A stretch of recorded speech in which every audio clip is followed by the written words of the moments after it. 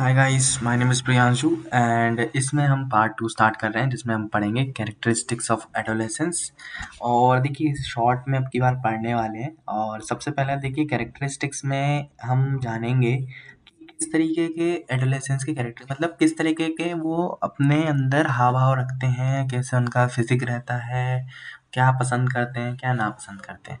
तो एडोलेसेंस जो है काफ़ी अच्छी एक ब्यूटीफुल जर्नी है जिसमें वो सेल्फ एक्सप्लोरेशन यानी कि वो एक खुद की थिंकिंग प्रोसेस उसमें हो जाती है, जिसमें वो सरप्राइजेस देखता है, कई सारे अनसर्टेनिटीज देखता है, fantasies while posing immense possibilities और थ्रेट्स। तो कई सारी चीज़ें वो अपनी लाइफ में देखता है इस पीरियड में।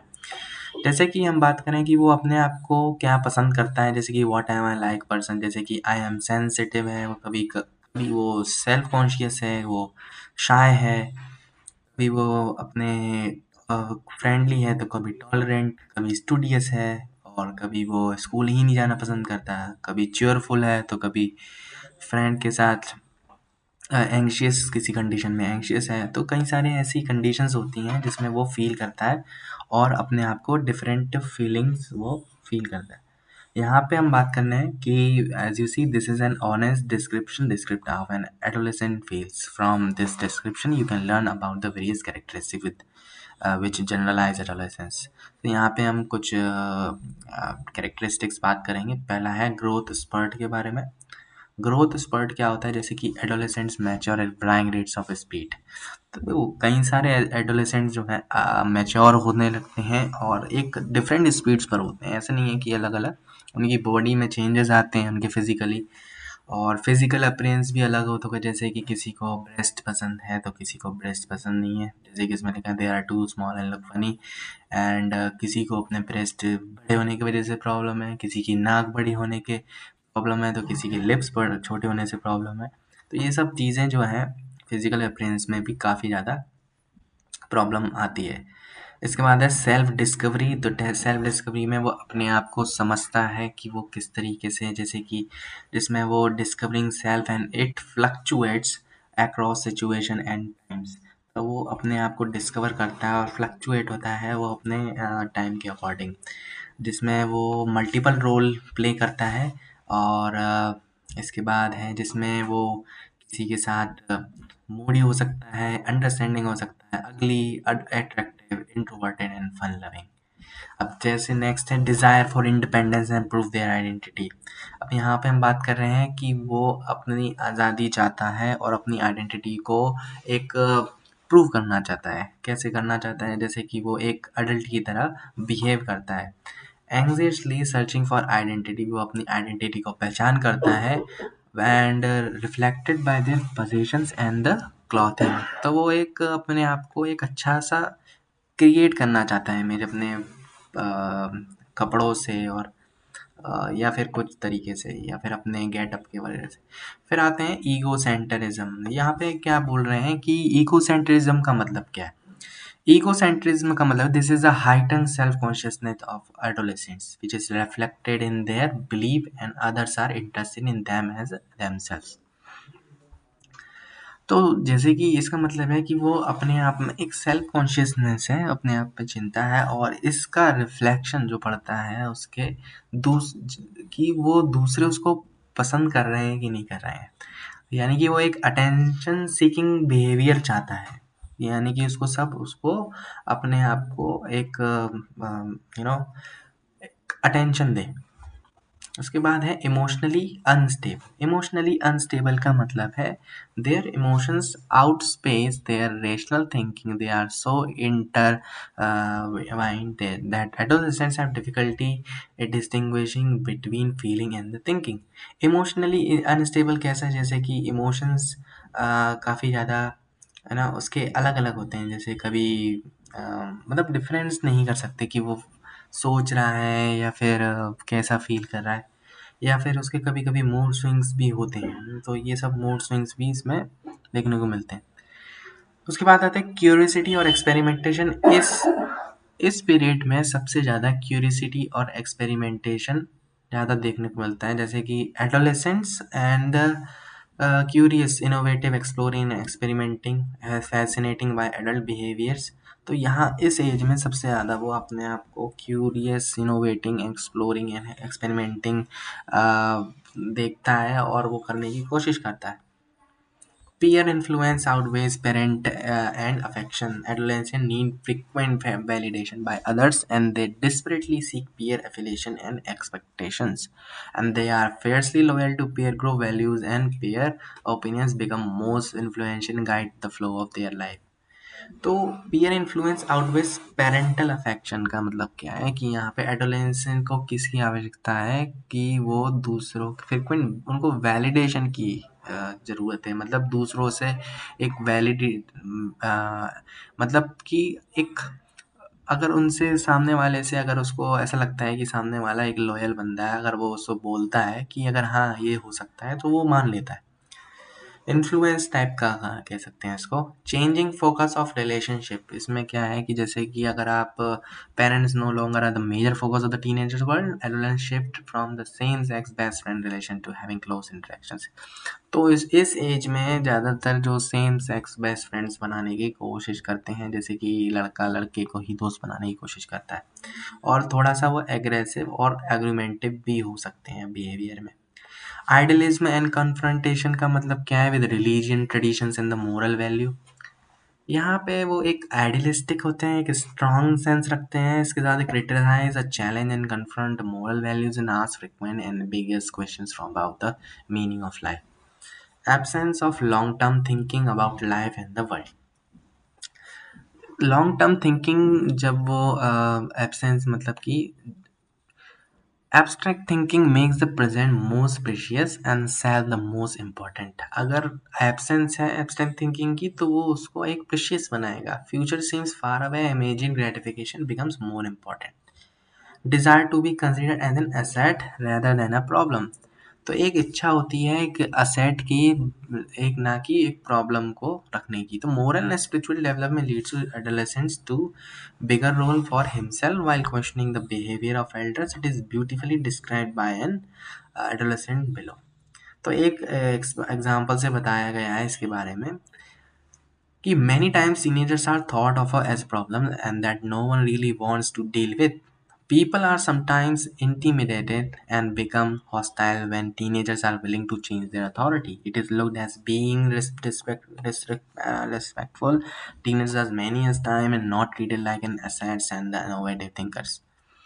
सो यहाँ पे क्या देखा है कि जब ज़्यादातर मैनी जो टीनेजर्स होते हैं वो एक प्रॉब्लम को सोचते हैं जो कि वो उससे डील करना ही नहीं चाहते। पीपल्स जो होते हैं समटाइम्स वो काफ़ी ज़्यादा हॉस्टाइल हो जाते हैं और उस टीनेजर्स काफ़ी चिंता करने लगते हैं उसके बारे में, उसको चेंज करने के लिए, और ये काफ़ी ज़्यादा डिसरिस्पेक्टफुल है। Teenagers are many times not treated like as assets and innovative thinkers. तो अब हम पढ़ेंगे इसके आगे, जिसमें बताएं कि कौन कौन से चैलेंजेस हैं। चैलेंजेस को पढ़ने से पहले थोड़ा सा रेस्ट कर लेते हैं। रेस्ट पॉज कर सकते हैं आप वीडियो को।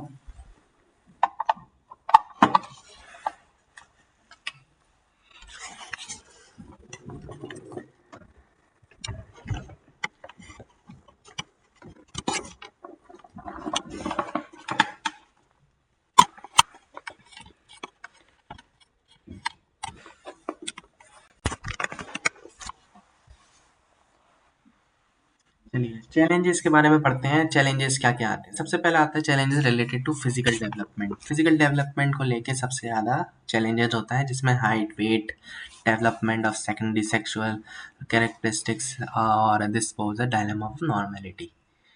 दूसरा होता है कि बुलिंग बाय पीयर्स, जो है आपस में जो बुलिंग कर रहे हैं, ये हो सकता है, या फिर पुअर न्यूट्रिशन की वजह से हो सकता है, या फिर parents are not aware of variability in the development changes, है ना। जैसे कि अगर वो आपने ज़्यादा मसल्स के लिए स्टेरॉइड्स वगैरह ले सकता है तो ये बैड अफेक्ट्स दे सकता है उसको। इसके बाद है कि challenges related to cognitive development. Cognitive level में कैसे चेंजेस आते हैं, मतलब कैसे चैलेंजेस आते हैं।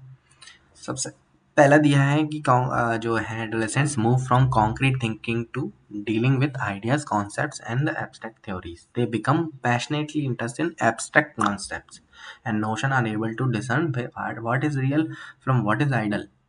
They understand information and act on that understanding to solve problems and passing through phases of success and failure. तो देखो सबसे पहले इसमें क्या है कि वो एक इन्फॉर्मेशन को समझते हैं, उस पर एक्ट करते हैं और उसके बाद सॉल्व करते हैं प्रॉब्लम को।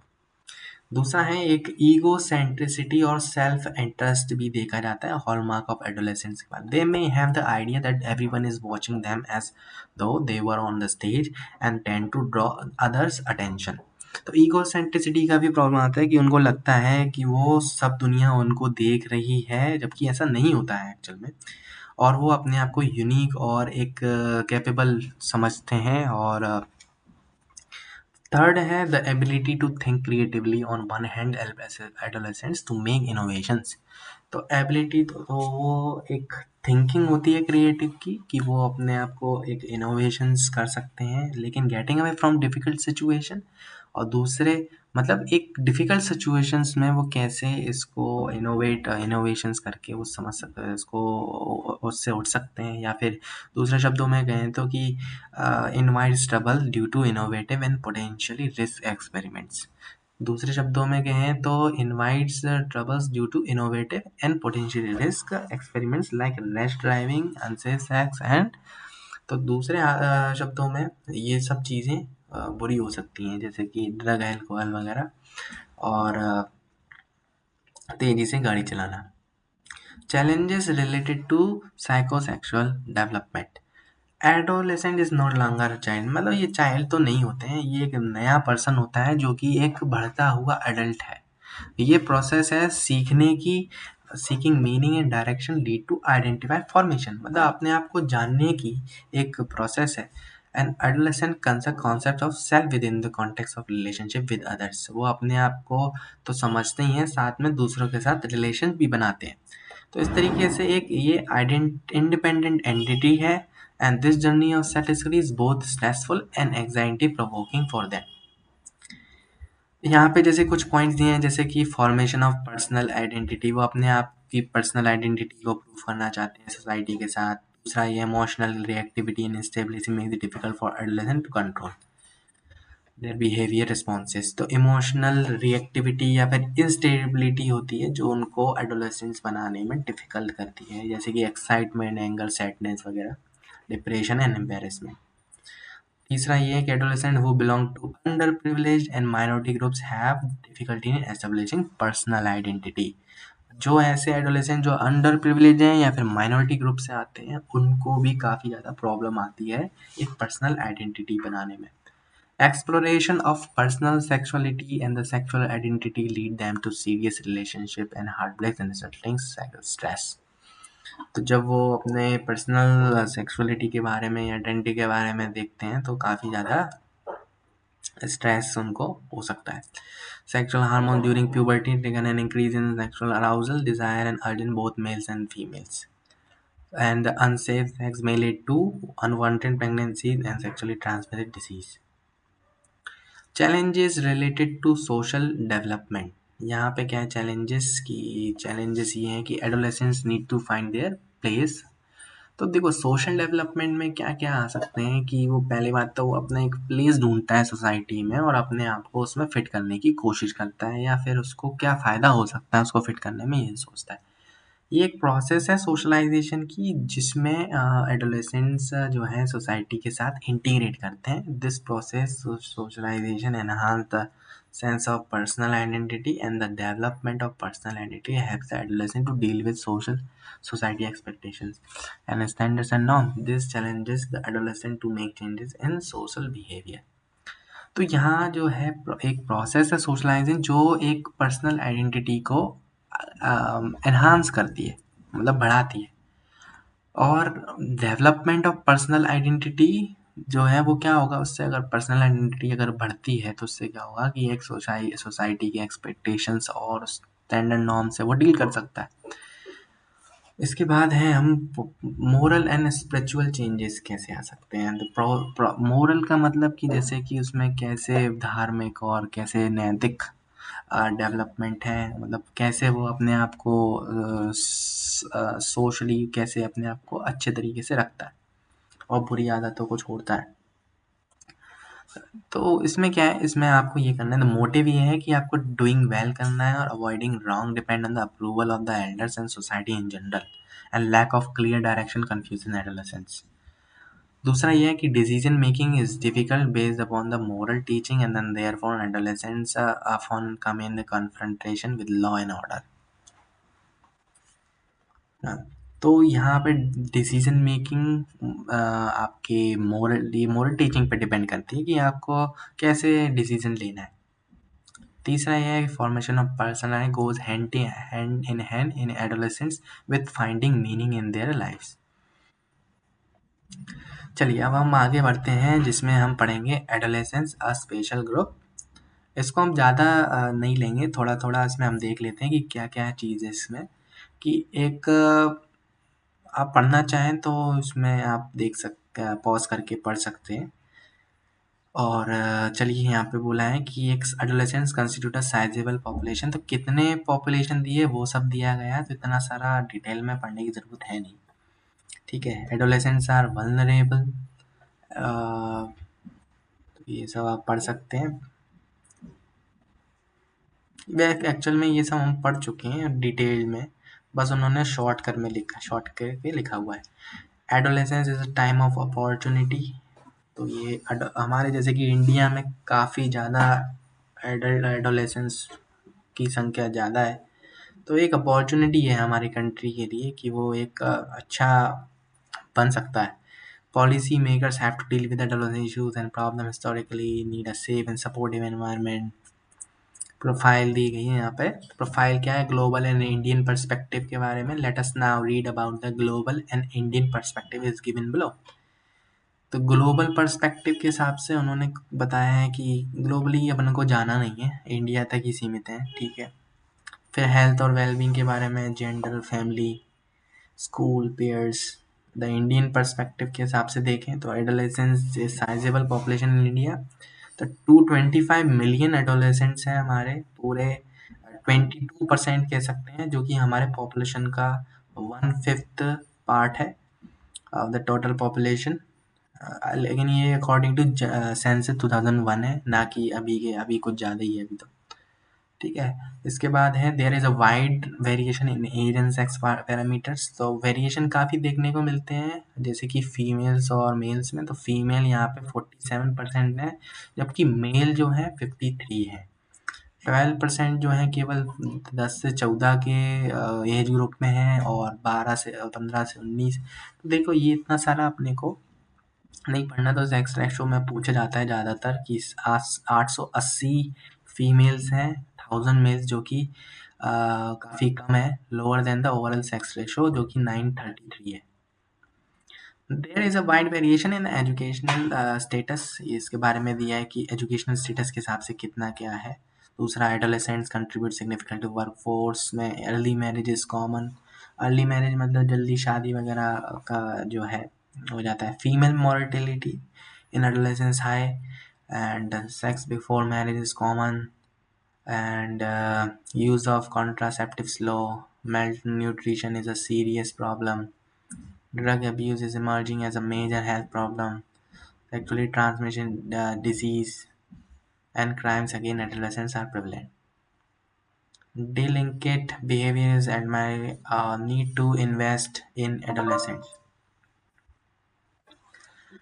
Need to invest in adolescents, and देखिए यहाँ पे क्या क्या क्या बताया गया है। सबसे पहले आता है health benefits for the adolescents in the society.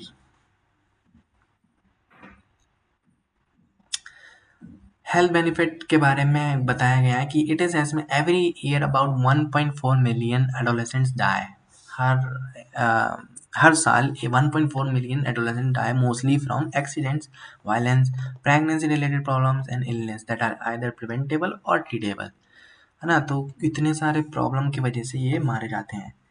और इकोनॉमिक बेनिफिट्स में देखा जाए तो investing in adolescent health and development reduce the burden of diseases and deaths in the later life because healthy behaviours and practices adopted during adolescence tend to last a life time.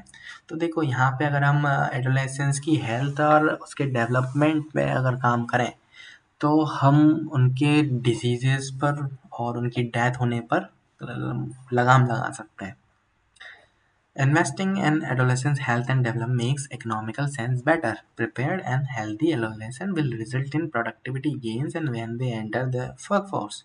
Adolescents have a human right to achieve the highest attainable level of health. तो सबसे ज़्यादा attain level of health को पाने में ये होता है। Promoting and safeguarding adolescents' health is not only an investment but also a basic human right. The UN Convention on the Right of the Child, ratified by nearly every government in the world, declares that young people have a right to life and development.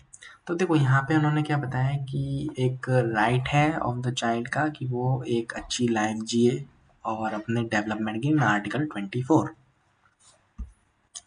चलिए और आगे बढ़ते हैं, जिसमें role of teachers के बारे में बताया कि इसमें एडोलेंस में रोल ऑफ जो कि मेन चीज़ है जो हम पढ़ेंगे। इंडिया एक का लॉन्ग ट्रेडिशन ऑफ गुरु शिष्य परंपरा, wherein the sons or daughters of kings and paupers were treated alike. The students were sent in the ashrams in their adolescence, and it was duty of the teacher to identify and nurture of the talents in them. Teachers still play a vital role in the life of adolescent and as in olden times. Let us consider understand various role of teachers for a healthy and happy adolescence. देखो यहाँ पे हमने क्या पढ़ा कि एक पहले ज़माने में गुरु शिष्य परंपरा होती थी जिसमें उनको आश्रम में भेज दिया जाता था। तो टीचर की ड्यूटी होती थी कि वो उनके आइडेंटिटी को पहचाने, उनके टैलेंट को पहचाने और उनको एक बढ़िया लाइफ दें। और चलिए यहाँ पे कुछ रोल्स दिए गए हैं टीचर के बारे में, वो एक एक करके पढ़ते हैं। Adolescents are often bewildered by the rapidity of changes and are anxious by comparing them with those in the peers. देखिए यहाँ पे क्या बोल रहे हैं कि उनमें काफ़ी ज़्यादा तेज़ी से चेंजेस आते हैं और उनको इस बात की चिंता से होती है कि वो अपने दूसरों के जो पीयर ग्रुप, पीयर मतलब कि दोस्त उनके वगैरह जो हैं उनसे कंपैरिजन की चिंता होती है। Teachers can act as a friend and by sharing correct information with adolescents and reassuring them that the changes are normal and expected and they are normal even though they may be short or long compared to other girls and boys. देखिए teachers एक friend की तरह act कर सकता है, उनको correct information बता सकता है और देखिए क्योंकि अगर नहीं बताएंगे और तो ये प्रॉब्लम वाली बात हो सकती है। तो वो एक they may have be short and long as compare to other girls and boys. Teachers can remove myths and misconceptions by sharing correct and scientific information about development characters. तो कुछ सेक्सुअल मैटर्स में भी काफ़ी सारे myths और जो misconceptions होते हैं उनको भी वो अपनी नॉलेज से वो बता सकता है। इसके बाद जो दूसरा पॉइंट है उसमें क्या कह रहा है कि like the teachers of Helen Keller, teachers can help adolescents increase their self-esteem by making them realize that physical appearance alone does not determine the personality of an individual. More important is the inner beauty. तो सबसे पहला है कि जैसे कि Helen Keller एक एक point रह गया यहाँ पे कि दे कैन बी empathetic हो सकते हैं, talk and share the feelings and thoughts about the hurt which sarcastic remarks of peers cause to adolescent. तो जो भी शेयर कर सकते हैं वो अपने टीचर के साथ शेयर कर सकते हैं and they can suggest strategies will help to hold their own when some tries to ridicule with their height weight and. तो टीचर्स उनको इन सब बचकानी बातों से बचने के लिए वो उनको समझा सकते हैं।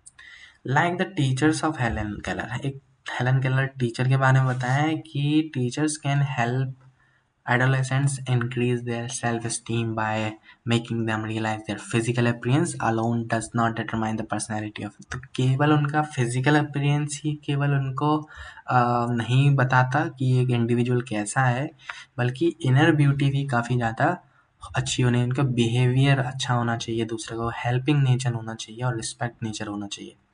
As a mentor like Buddha कहते हैं कि हम एडोलेसेंट्स को हेल्प कर सकते हैं उनको सेल्फ अवेयर करने के लिए, उनकी क्वालिटीज़ और उनकी वीकनेस समझने के लिए और उनको एक बेस्ट प्ले गेम्स या ड्रॉ पिक्चर्स और sing well in this way they realise their potential. तो मतलब वो अगर अच्छा खेल सकते हैं या फिर अच्छी पिक्चर बना सकते हैं तो उनको बारे में बता के हम इसके बाद है द्रोणाचार्य। द्रोणाचार्य हेल्प अर्जुन। अर्जुन ने उन्हें हेल्प करी थी, जैसे कि आप सभी जानते हैं कि उन्होंने आई ऑफ स्पैरो जो बताया था फोकस करके, and teachers can help us to set realistic goals. तो कैसे एक रियलिस्टिक गोल्स एक होना चाहिए कि उसको केवल एक गोल पर चलना है। तीस और उसके बाद है, the counsellor teacher can help adolescents analyze the situation objectively, considering the pros and cons, and take decisions that help them to handle difficult situations like choice of career or heartbreaks, etc. This can prevent them being involved in high risk behaviors. They can identify the adolescents under stress and help them to come out of it, and refer to professional counselors. तो counsellor वो काफ़ी ज़्यादा मदद कर सकते हैं ऐसी situation को एनालाइज करने में, उनके प्रोज एंड कॉन्स को समझने में, और उनकी डिफ़िकल्ट सिचुएशन को समझने में, लाइक करियर ऑफ चॉइस और हार्ट ब्रेक्स वगैरह। चाणक्य के जैसे, like Chanakya, teachers can act as a role model for adolescents. The adolescents can be sure of ideas, values and qualities they see in their teachers and nurture them in their life. तो जैसे चाणक्य ने कहा है कि teacher एक ऐसा role play कर सकता है, एक रोल मॉडल प्ले कर सकता है, जिसमें वो अपने एडोलेसेंट्स अपने आइडियाज़ को लेके श्योर हो, वैल्यूज़ को लेके और क्वालिटीज़ को लेके। Teachers as a guide, teacher एक गाइड भी हो सकता है, जैसे कि वो अपनी उनकी लाइफ स्किल्स को बढ़ाने में, qualities of positive and adaptive behavior to face the opportunities and the challenge of life in adolescence and make them successful. Thus, an empathetic, supportive, and helping teachers can not only equip the adolescents to pass through difficult situations but also identify and develop the inherent potential in them. तो एक supportive and helping teacher nature होना चाहिए adolescence को लेके, जो कि उनकी difficult situations में उनको समझ सकें, उनके पोटेंशियल को जानने में मदद कर सकें। चलिए आगे बढ़ते हैं, और इसमें पूरा दिया है एक समरी, जिसमें आप देख सकते हैं इसको पॉज करके कि किस तरीके से समरी को हम